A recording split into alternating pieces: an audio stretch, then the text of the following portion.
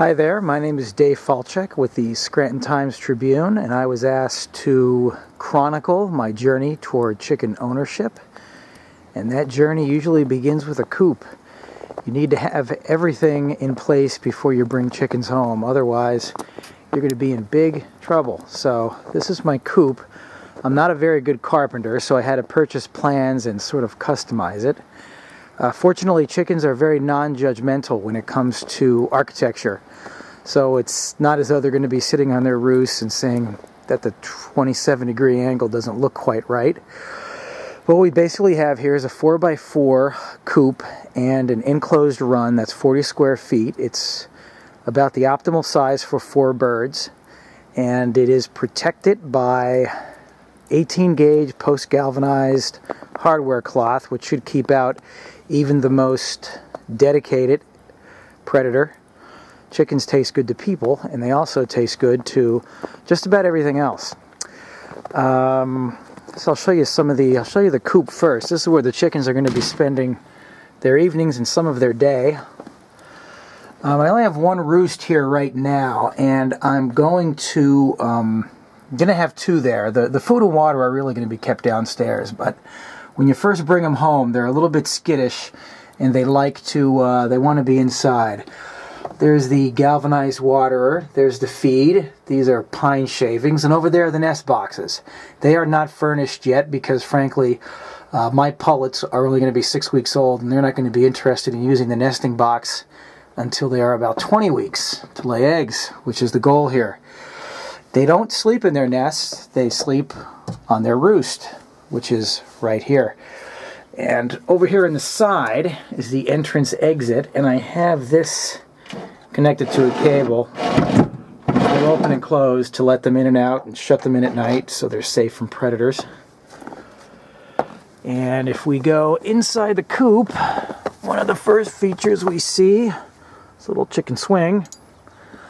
I know I had some safety and OSHA concerns about this, considering how close it is to the chicken ramp, but we'll see if there's any injuries or complaints. The chicken ramp is nice to have when they're young. However, it's not essential for a chicken coop to have this. Full-size chickens could fly a little bit, and they would easily be able to get up and down, but it's tradition. I decided to use sand as the surface here. There's a drainage issue here, and sand is probably the better material. It's also easier to clean. As you can see, some of the snow is getting in. The weather has not cooperated in the construction of this at all. It's either been bitter cold, snowing, or terribly wet. Last week I was out here in the mud trying to landscape this thing, and it was like working on the Panama Canal. In here is the dust bath, again, getting snowy.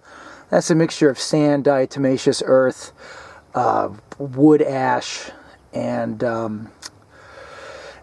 moss. And birds love to dust bathe, and they will do that every day. So if you don't give them a place to do it, they'll dig a hole themselves and do it. Up here is a branch I found when I was clearing some trees. This is the chicken mezzanine. If we go over here under the coop, we see this is a treat thing I have hanging there, and that's filled with some, I think, parsley and a piece of lettuce, and that's good to give the chickens a little treat.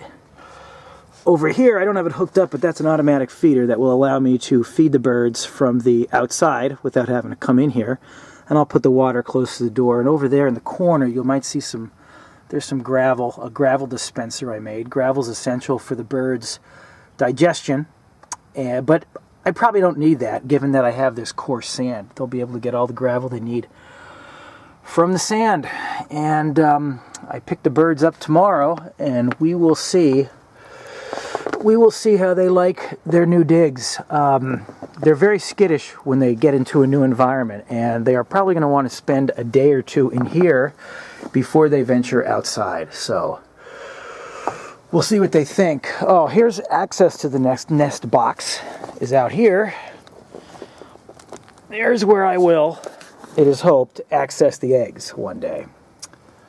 We'll see if that happens. At least it better happen, or else the chickens are going to become dinner a lot sooner than they would anticipate.